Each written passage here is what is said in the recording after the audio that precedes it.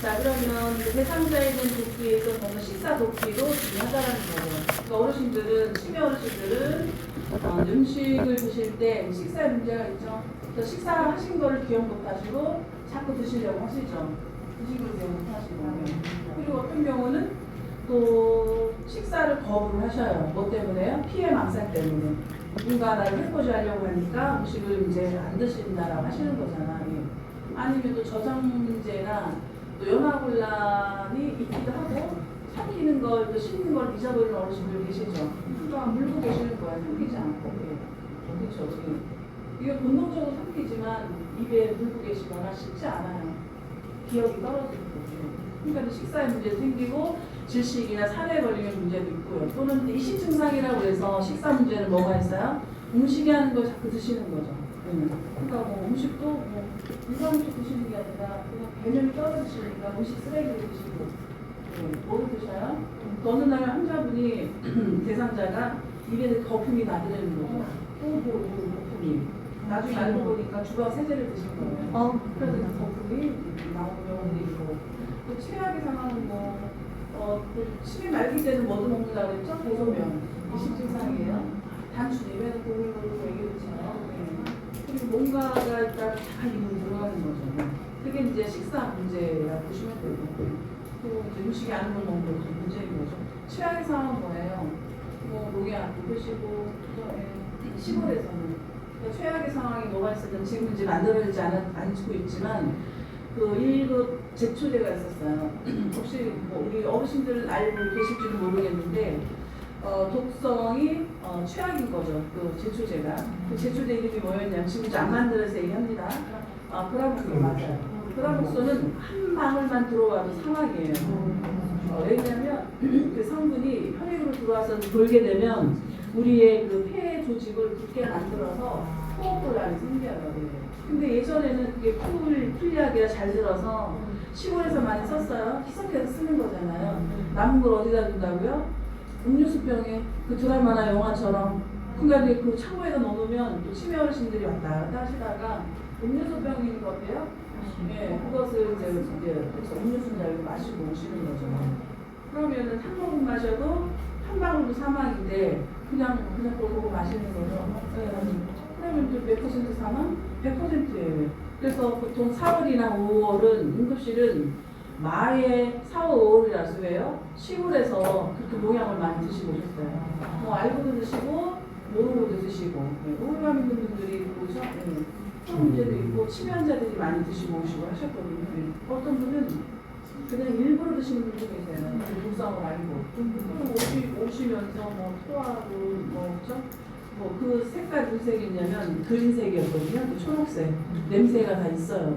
그 환자들이 오면 의료진에게도 이게 들어오게 되면 위험하잖아요. 장갑 끼고 이렇게 하고 마스크하고 하고서 세척하는데 의세척해도 이미 혈액을 흡수됐기 때문에 살려낼 수가 없어요. 그래서 많이 돌아가셨거든요. 그래서 이제 치매 환자 그 드셨다면 누구 책임인 거예요? 보호자. 그거 드실지 모르는 거죠. 그렇게 드시고 오시고 제가 기억에 남는 환자 중에 중년의 남자분이 농약을 먹었다는 거야. 그래서 이제 부인되는 분이 119 구조 요청해서 오셨는데 뭘 먹었는지 확인해야 되잖아요. 먹은 거를 한 번 먹었다는데 농약을 딱 보니까 그라목손인 거예요. 그럼 의사 선생님이 그 약을 먹었으니 회복 가능성이 0%라는 거 알려줘야 되겠죠? 그러니까 부인되는 분이 그죠? 한 번은 먹었으니 한 방울만 들어와도 치사량 100%다 사망하십니다. 얘기해줘야 되잖아요. 오열하고 난리가 났겠죠? 근데 그거를 환자분이 들으신 거예요. 왜 먹었냐 그거를. 왜 먹었냐면 부부싸움을 했대요. 그래서 홧김에 농약 한 모금 먹었는데 그게 그 독성 있는지 몰랐던 거예요. 그러니까 그 환자분이 그걸 알았어요. 그러니까 오열을 하면서 나 죽으려고 먹은 게 아니니까 그 얼굴 생각이 나. 나를 살려달라고. 그러니까 순간에 욱하는 마음에 한 모금 먹었는데 그것 때문에 내가 죽니까 받아들일 수 없는 거잖아요. 근데 사망이에요. 그분이 결국에는 일주일 만에 사망하셨죠. 왜요? 피가 줄어들어서 호흡이 안 돼요. 그런 분들이 많이 계셔요. 그러니까 그래서 누가 누구를 잘하게 해야 된다? 나를 그죠. 북한다고 해서 절대 드시면 안 되는 거 아시죠? 뭐도 드시고 오셔요? 김초산 마시다가 다 녹죠? 뭐도 마셔요? 락스. 그러니까 그거 마실 때는 나 살지 않겠다. 근데 먹는 순간 넘기는 순간 후회해요. 그 약물 복용하시는 분들도 뭐 수면제 복용하셨어요. 이제 오죽했으면은 그래서 그렇게 하시겠습니까만은 이제 먹는 순간 후회되는 거죠. 그리고는 이제 전화해요. 지인들에게 나 약 먹었다. 그래서 오셔서 뭐 시작하고 하는데 식물제 과도한 양이 아니면은 사망은 아닌데 먹으면 그 독성 있는 것들은 자기가 그래서 문제가 지금 나왔잖아요. 근데 이제 치매 환자들은 우울증 있을 경우 드시는 경우도 있고, 예, 그때는 판단력이 있어요. 정신이 돌아올 때는 모르고 드시니 치매 환자들 오실 때 위험 요소는 다 치워 놓으셔야 돼요. 그 기본으로 알고 계시죠? 그겁니다. 그래서 이제 그 먹는 게 문제가 되기도 하죠. 고형비누도 먹고, 그 다음에 뭐 또 냉장고에 또 마그네틱 모으는 분들, 뭐 과일 모양, 채소 모양 있잖아요. 그거 떼서 음료로 하셔야 돼요. 과일이나 채소인 줄 알고. 그래서 이식 증상 있는 분들은 못 드시게 해서 다 우리가 관리하시는 거 굉장히 중요합니다. 자, 그럼 식사도끼 다시 교재 보시면 식사한 거를 이제 잊어버리거나 차려놓은 음식을 감추려거나 어린 음식을 다시 주워 먹는 등의 행동을 할 수가 있다라는 거죠. 그리고 또 안 드시면 영양실조에 빠지고 너무 또 많이 드시면은 또 그쵸 열량 섭취로 인해서 성인병의 문제가 생기니 식사를 잘 챙겨주시는 것도 당연히 중요하다고 보시면 됩니다. 그래서 식사에 대한 감독과 보호가 필요하다고 했죠. 자, 그리고 이제 치매 환자가 식사를 거부하는 경우가 있어요. 어떤 상황에서 거부하느냐 왼쪽에 보시면 이제 그 표현 능력이 떨어지니까 입안에 상처가 있을 때도 거부한다라가 거부해요. 예. 근데 표현 나쁘다는 표현 못하시니 식사를 거부하면 먼저 어디를 보셔라. 입안에 상처가 있는지 확인하셔야 합니다. 그리고 틀니가 잘 맞는지도 확인하셔라. 불편함을 호소를 못하는 거죠. 틀니하고 계시면 이게 잘 맞는지 잘 씹을 수 있는지 확인하셔요. 근데 보편적으로 어르신들이 틀니 하신 분들은 나중에 어떻게 되는가요? 틀니가 잘 안 맞아요. 왜요? 잇몸이 줄어들어서. 그거 알고 계시죠? 덜렁덜렁 하고 씹기 어려우시니까 안 드시는 거죠. 이제 다시 이제 치과 그죠? 진료 의뢰하셔서 잘 맞을 수 있도록 또 다시 또 하셔야 되겠죠. 틀니의 문제가 있는지도 확인하시고 복용하는 약물 부작용으로도 식욕의 감소가 와서도 이제 문제가 생길 수 있고요. 시력에 문제가 있어서 음식에 혼란을 느끼는지 또는 음식에 대한 인식이 불가한지도 그러니까 이게 뭔지를 모르시는 거죠. 인지능력 떨어지면 밥이라는 개념도 없으시고 반찬에 대한 개념도 없으시고 그러니 뭐 그냥 밥만 드시는 분이 계세요. 식사시라고 누가 안 드시나 반찬 개념이 없는 거죠. 이런 이제 식사 문제가 있을 수 있으니까 옆에 잘 돌보셔야 된다는 거죠. 자, 그러면 기본 원칙 의치가 잘 맞지 않으면 식사 도중에 삼킬 수 있다. 뭐를요? 의치를 아이고 그 의치가 넘어가나요? 어떤 의치요? 뭐 구분 틀니 같은 경우는 이게 부착된 게 떨어지잖아요. 그러면 삼킬 때 음식과 함께 넘어가는 경우가 있잖아요. 그러니까 한 어르신은 본인이 이제 그 구분 틀니가 있었는데 이게 접착제가 떨어지면 덜렁덜렁 하셨대요. 그러니까 끼우면 딱 붙고 그랬었는데 본인이 아신 거예요. 틀니가 넘어간 거예요. 구분 틀니가. 그래서 이분이 기다리신 거죠. 기다렸다가 그 틀니를 찾아내요. 배설물에서. 그리고는 씻고 삶아서 치과에 오신 거예요. 그러니까 의사님이 이거 왜 그러냐 그랬더니 사실은 이제 그 가정을 얘기 드린 거죠. 내가 소독 잘 해왔으니까 다시 붙여달라고. 그러니 뭐 치과 선생님 그거 붙여주겠어요? 변형도 왔고 그죠? 그것도 대변에서 나온 거잖아요. 그랬더니 뭐라고 하시냐면 나 돈 없으니까 틀니를 안 못하니까 그냥 붙여달라 씹어 먹었으면 했겠고. 근데 의사님 해줬을까요? 안 해주죠. 안 됩니다. 새로 하세요 했더니 나 돈 없다고 이제 어르신이 때를 쓴 거죠. 내 것이 나온 거니까 괜찮으니까 붙여달라고. 그러니까 결국엔 그 의사들님이 할머니 하도 때를 쓰시니까 이제 두 손 두 발 드는 거죠. 그럼 어르신 제가 하나 해드릴게요. 그래서 하나 해드렸다고 치과의사 얘기를 하시더라고요. 잘하셨다고 했어요. 그런 분도 계셔요. 근데 그게 식도로 넘어왔으니까 다행이지. 어디로 넘어왔으니까 기도로. 네.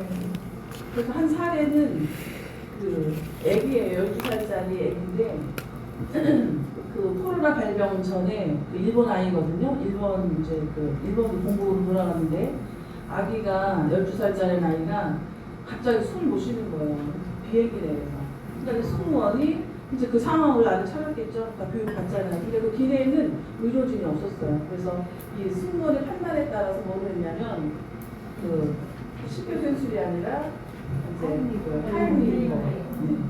그래서 기도에 뭔가 들어갔다 판단하고 아기가 이제 숨을 잘 못 쉬니까 어떻게 했어요? 하이비법을 적용을 했는데 안 나왔대요. 몇 번 했냐면 30번. 근데 계속 했는데 뭔가 툭 하고 튀어나왔대요. 근데 아기가 이제 숨을 쉬고 호흡이 돌아온 거죠. 그래서 뭐가 나왔나 봤더니 뭐가 나왔냐면 뭐가 나왔을까요? 아기 유치 어머니.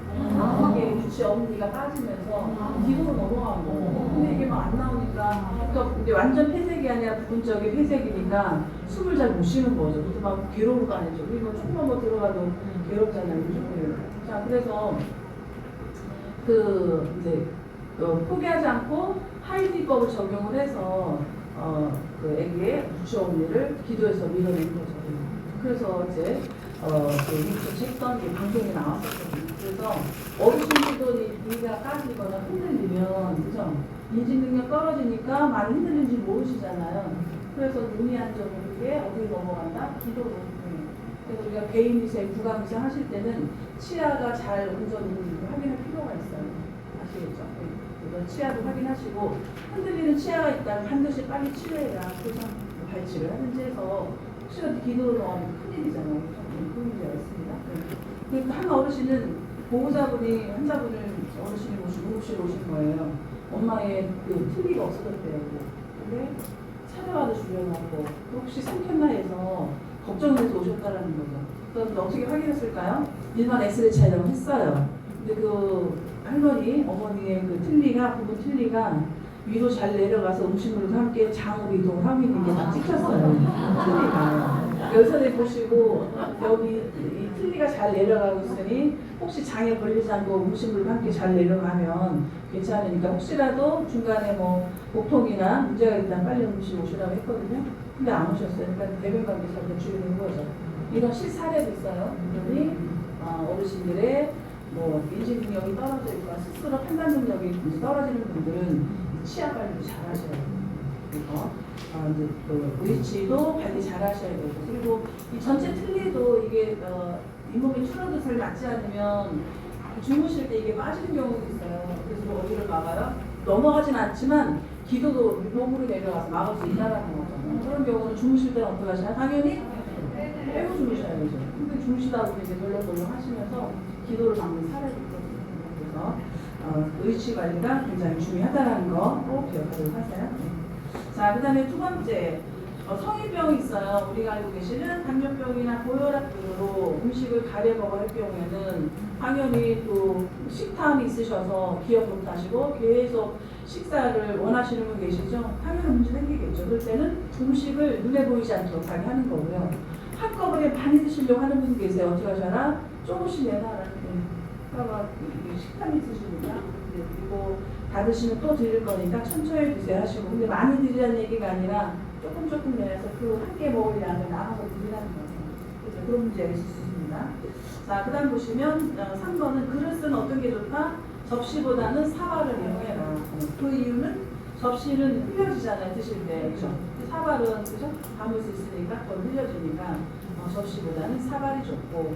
자, 그럼 네 번째는 투명한 유리 제품보다는 뭐가 좋다고요? 색깔 있는 플라스틱 제품. 왜요? 깨지지 않으니까 안전하다라는 거잖아요. 이건 막 기본적으로 뭐 외울 필요 없는 부분이지만 뭐 이게 또 문제도 잘 나와요. 바꿔놓는 거죠. 그래서 사발보다는 뭐 접시가 더 좋다. 나를 이제 바꿔놓는 거죠. 그래서 이걸로 기억하시고, 그 다음에 소금 간장 또 습관적으로 눈에 보이면 자꾸 첨가하시는 거죠. 그러니까 짠맛 잘 모를 수 있잖아요. 그래서 아예 없애라. 그죠? 위험 요소로 적용할 수 있으니까 양념은 식탁에 두지 않고. 자, 그 다음에 이제 신분 회기를 잊어버린 치매 대상자에게는 우리가 가장 위험하게 생각하는 뭐가 있다? 질시. 그렇죠? 그래서 여기 보시는 딱딱한 사탕이나 뭐 땅콩, 팥콘 뭐도 드리면 안 돼요. 떡 질시 잘 돼요, 어르신. 특히 막 뭐요? 절편. 또 뭐가 있어요? 뭐 찹쌀떡, 인절미.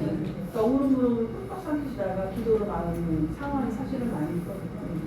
전에 또 있었던 일인데, 우리 교육생이, 우리 교육생이 아니라 타 교육생이 이제 실습 나가는데 제가 서비스 나가잖아요. 선발 갔다 왔는데 집에 우영차 교육생 선생님이 집에 떡이 있었대요. 그래서 그 다음날 이제 이틀 실습하는데 그 다음날 이제 가져간 거죠. 그 어르신을 드렸는데 그 갖다 드린 떡을 먹고 그 자리에서 지식이 된 거죠. 그래서 막 119 부르고 의식 없어지고 그러니까 심폐 소유술하면서 병원 유성이 되고 다행히 심정지를 다시 살린 거죠. 빨리 조치를 해서 중환자실에 이걸 해주다가 그분은 다행히 회복이 됐어요. 그 굉장히 문제하고 있었거든요. 절대 여러분들